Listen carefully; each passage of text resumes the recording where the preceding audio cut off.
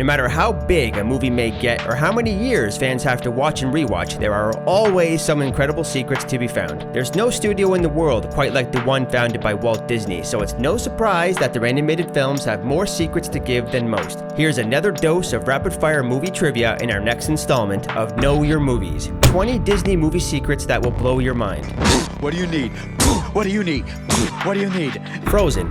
Despite appearing in just a single scene, fans will never forget Oaken. What they probably don't know is that his heavily accented voice is actually provided by Chris Williams, a story artist on the movie and the co-director of Disney's Big Hero 6. It wasn't just Disney's directors who lent their voice to the movie though, but their kids too. During the opening song, Do You Want to Build a Snowman, the voice of young Anna is actually Katie Lopez, the daughter of the movie songwriting duo. The teenage Anna gets her voice from Agatha Lee Munn, the daughter of co-director Jennifer Lee. Disney's influences come full circle in Frozen. When Anna's first song sees her mimic the painting The Swing by Jean-Honoré Fragonard, the painting was recreated as the first piece of concept art for Tangled years earlier, making Rapunzel's cameo appearance even more fitting.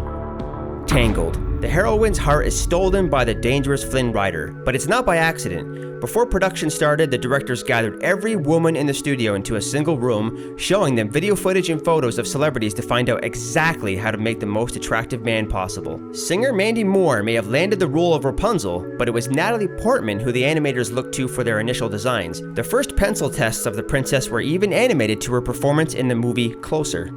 Fans spin wild theories about every Disney princess being somehow related in the same royal family, but as crazy as it sounds, their genetic traits seem to back it up.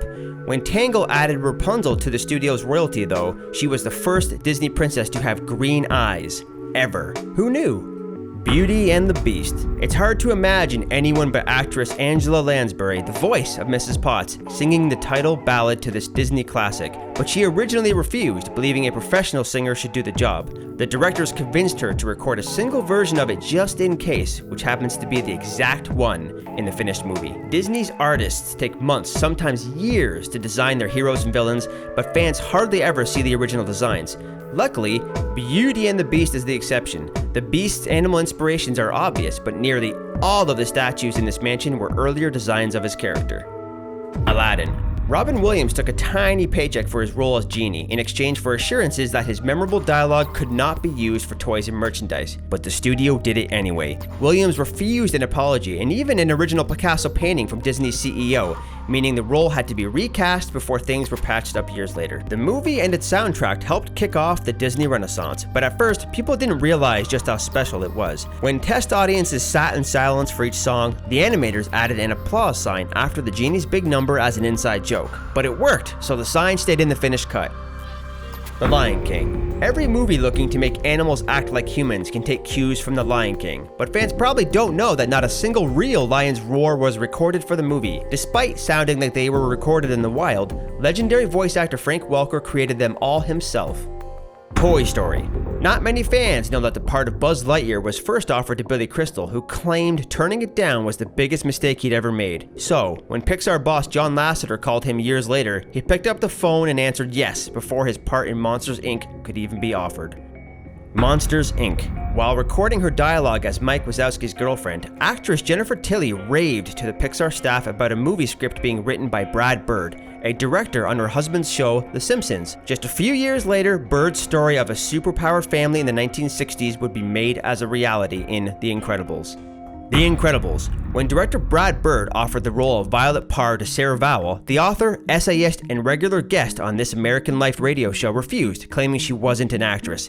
Determined to get her one-of-a-kind voice into the movie, though, Bird had Violet animated to one of her guest spots, proving that she was more of an actress than she realized. Finding Nemo. To get his story of a lost clownfish into production, director Andrew Stanton delivered an hour-long pitch to Pixar boss John Lasseter, relying on voices, acting out scenes, and claiming that the movie could be Pixar's biggest hit yet, left Stanton exhausted after the hour was up. It was then that Lasseter broke the silence by saying, "You had me at fish." Stanton's performances must have been good too. When his temporary dialogue tracks as Crush, the laid-back surfer sea turtle, earned praise from his co-workers during test screenings, he took the part for good. But to get the beach attitude perfect, Stanton recorded all of his lines while comfortably reclining on his couch in his office. Wreck-It Ralph. Disney had been developing a movie following video game characters since the 1980s, and High Score became Joe Jump with the success of Super Mario in the 1990s. In fact, it re-entered for development as Fix-It Felix in the 2000s before they realized that the bad guy would make for an even better hero.